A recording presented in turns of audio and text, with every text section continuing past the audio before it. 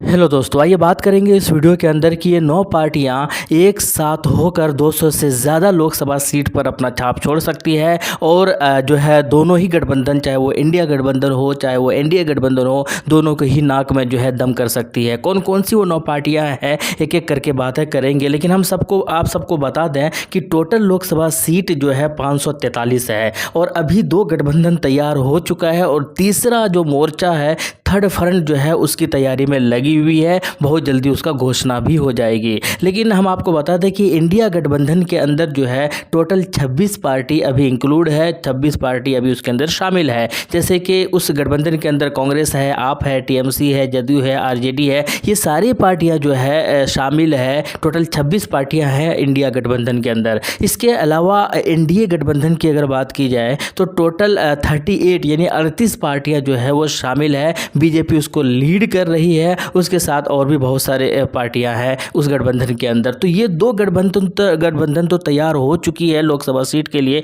लोकसभा चुनाव के लिए, और टोटल लोकसभा सीट जो है वो 543 है। लेकिन हम बात करेंगे अभी जो 200 सीट पर जो है वो डिसाइडिंग फैक्टर ये दोनों गठबंधन नहीं बल्कि कोई तीसरा गठबंधन जो है वो बन सकते हैं। और किस वजह से बन सकते हैं, क्या है इसके पीछे का लॉजिक और कारण, वो भी जब आपके सामने मैं पेश करूंगा तो आप भी कहेंगे जी हाँ बिल्कुल, इन दोनों गठबंधन को जो है परेशानी में डाल सकते हैं और सीट शेयरिंग को लेकर और भी मुश्किलात का सामना करना पड़ सकता है इन दोनों ही गठबंधन को, खास करके इंडिया गठबंधन को, कांग्रेस वाली गठबंधन को, आप वाली गठबंधन को, टीएमसी वाली गठबंधन को। तो वो कौन कौन सी पार्टियां हैं, सबसे पहले हम आपको बता दें कि उनमें से सबसे पहले जो है बीएसपी है। बीएसपी की अगर बात की जाए, बहुजन समाजवादी पार्टी की अगर बात की जाए तो उत्तर प्रदेश से इनका ताल्लुक है। उत्तर प्रदेश से ये चुनाव लड़ती है, हालांकि चुनाव तो हर जगह लड़ती है लेकिन उत्तर प्रदेश में इनका गढ़ है, वहाँ पर ये सरकार बना चुकी है मायावती। और उसके अलावा जो है वहाँ पर टोटल 80 लोकसभा सीट है और उस 80 लोकसभा सीट में से 10 लोकसभा सीट, 10 संसद जो है बीएसपी के पास 2019 के अंदर जीते हुए थे। तो कुल मिलाकर वहाँ पर उत्तर प्रदेश के अंदर इनका एक पकड़ है, इनका एक दबदबा है, क्योंकि सरकार ये बना चुकी है पहले भी। तो नो डाउट इसके अंदर, इसमें कोई संदेह और शक नहीं है कि उत्तर प्रदेश के अंदर बीएसपी बहुत बड़ा काम कर सकती है और इन दोनों इंडिया और एनडीए गठबंधन को परेशानी में डाल सकती है कि इनके सामने किस उम्मीदवार को खड़ा करें। खैर ये एक वो है जो अभी फिलहाल की अगर बात की जाए तो 9 संसद इनके पास है, लेकिन 2019 के अंदर 10 संसद इनके पास थे, 10 संसद इनके जीते हुए थे। इसके अलावा हम बात करते हैं बीआरएस की। बीआरएस की जो कि पहले टीआरएस नाम था, केसीआर जो आप सबको पता है कि तेलंगाना से ताल्लुक़ रखती है पार्टी, और केसीआर जो है इनका मुख्यमंत्री है, चीफ है। टोटल 17 लोकसभा सीट है तेलंगाना के अंदर और उन 17 लोकसभा सीट में से 9 लोकसभा सीट जो है वो 9 संसद जो है वो बीआरएस के पास है, वो केसीआर के पास है। आप समझ सकते हैं कि 17 में से 9 इनके पास है और इनका जो है वो सरकार है तेलंगाना के अंदर। तो नो डाउट बहुत सारे एमएलए या बहुत सारे विधानसभा क्षेत्रों में इनकी पकड़ तो होगी ही होगी, इसमें कोई डाउट या कोई संदेह वाली बात बिल्कुल भी नहीं है। इसके अलावा हम आपको बता दें कि वाईएसआरसीपी जो कि आंध्रा से ये ताल्लुक़ रखती है पार्टी, जगनमोहन रेड्डी का नाम तो आपने सुना होगा। टोटल लोकसभा सीट की अगर बात की जाए आंध्रा की तो 25 लोकसभा सीट है आंध्रा के अंदर और 22 लोकसभा सीट पर 22 सांसद है इनके पास। तो आप समझ सकते हैं कि ये कितनी बड़ी पार्टी में से एक है। इसके अलावा एआईएमएम की पार्टी की अगर बात की जाए तो हालांकि ये भी तेलंगाना से ही ताल्लुक़, मेन जो जड़ है, मेन जो फाउंडेशन है वो तेलंगाना से ही ये ताल्लुक़ रखते हैं। और टोटल अभी 2 लोकसभा सीट है इनके पास और तेलंगाना के अंदर टोटल लोकसभा सीट जो है वो 17 है।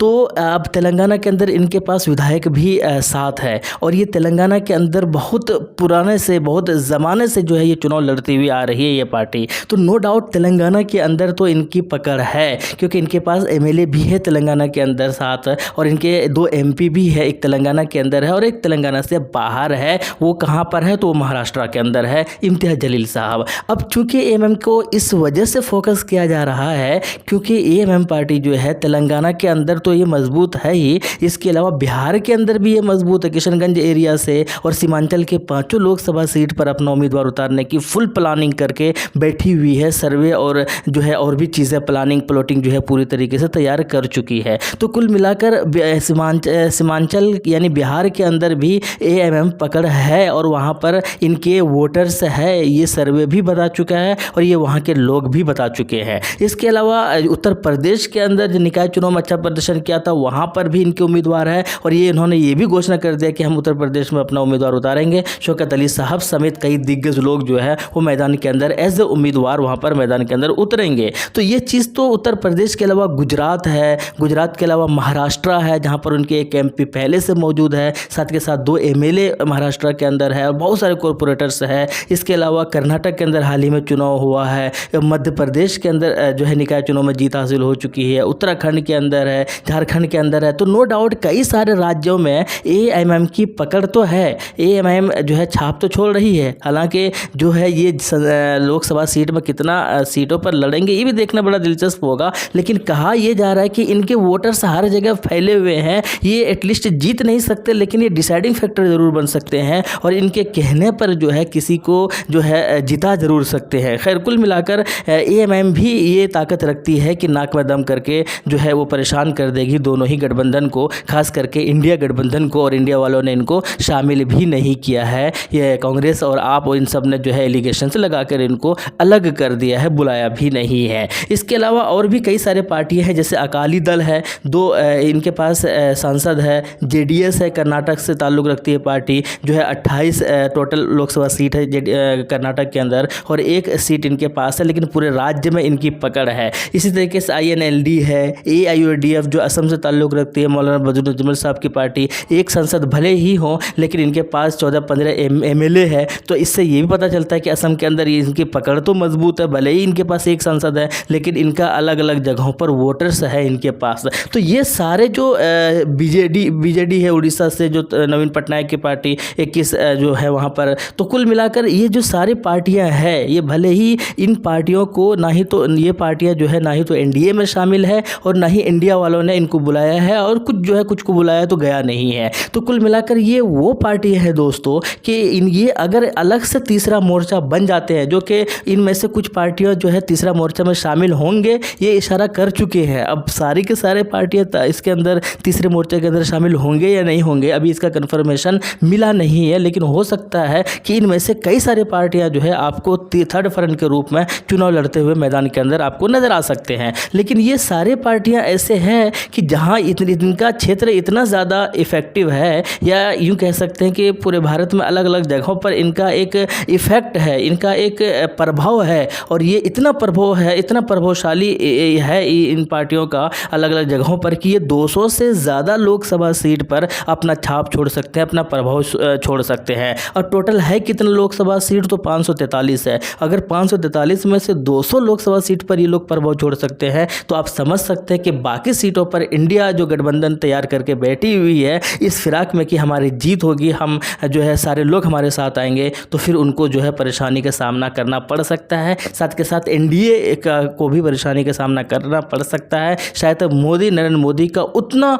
जो है वो जलवा नहीं दिख रहा है जो 2014 और 2019 के अंदर दिखता था। हालांकि अभी चुनाव में शायद तो वक्त है और तब तक जो है समीकरण बदल भी सकते हैं, इक्वेशन बदल भी सकते हैं। ये पॉलिटिक्स है, ये राजनीतिक है और यहाँ पर रातों रात जो है बहुत सारे समीकरण बदलते हमने देखा भी है और बदलते भी है, इतिहास भी गवाह है। लेकिन मज़े की बात यह है कि ये 7, 8, 9, 10 पार्टियाँ, 12, इसके अलावा कुछ छोटी पार्टियाँ हैं जो कि मैंने उनका नाम नहीं लिया है। अब ये देखना है कि थर्ड फ्रंट में ये सारी पार्टियाँ एक साथ आती है या इनमें से कुछ पार्टियाँ एक साथ आती है, कुछ अलग अलग इंडिविजुअली चुनाव लड़ेंगे। ये देखना तो बड़ा दिलचस्प होगा, मज़ेदार होने वाला है ये चुनाव। 2024 का जो लोकसभा चुनाव होगा, सारी पार्टियाँ अपने अपने तरीके से तैयारियों में जुट गई है और हर कोई एक दूसरे का जो है अपने जैसे पार्टियों को तलाश कर रहे हैं ताकि साथ मिलकर चुनाव लड़ें। बहुत सारी पार्टियां चाहती थी कि इंडिया गठबंधन में जाए, जैसे AMM चाहती थी, AIUDF चाहती थी, लेकिन इनको शामिल नहीं किया गया। रीज़न वो मैं बाद में बताऊंगा, एक अलग वीडियो में बताऊंगा। लेकिन कुल मिलाकर